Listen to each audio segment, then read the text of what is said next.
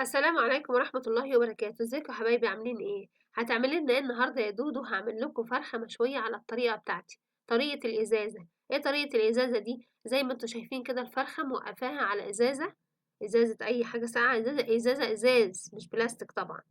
والإزازة بيكون فيها مَيّة، والصينية بتاعتنا بيبقى فيها مَيّة، والفرخة موقّفاها في نُص الصينية كده زي ما أنتم شايفين، وجوّه الفرن طبعًا. إيه التتبيلة بتاعتها أو إيه الخلطة بتاعتها اللي إحنا بنحطها فيها؟ معلش ما أمكنش المرّة دي أصوّر المقطع بتاع التتبيلة، لكن هاقول لكم أنا باعملها إزاي.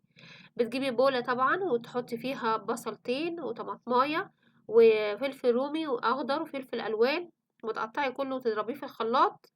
وتحطي عليه حبة مَيّة صغيّرين عشان طبعًا يتضرب معاكِ في الخلاط، وتحطي بقى التوابل بتاعتنا، صويا صوص مهمة جدًا للمشويات، دبس رمان، فلفل أسود، فلفل أبيض، بابريكا، سُماق جميل جدًا للمشويات، قرفة، هيل، زنجبيل، ورق لورا، وزعتر.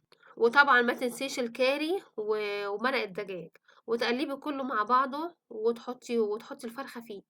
تفضل لو هتعمليها الصبح يا ريت تحطيها من بالليل، تتشرب من التتبيلة بامسك السكينة بتاعتي وأفضل أنغّص في الفرخة بتاعتي من كل حتة، نغّزي الفرخة بتاعتِك بالسكينة من كل حتة علشان تتشرب التتبيلة، وبعدين بتدخّليها الفرن بالطريقة دي، وكل شوية تاخدي من التتبيلة وتسقّي الفرخة بتاعتِك بيها تطلع juicy وشاربة التتبيلة كويس أوي وطعمها تحفة، بالهنا والشفا وجرّبوها يا جماعة.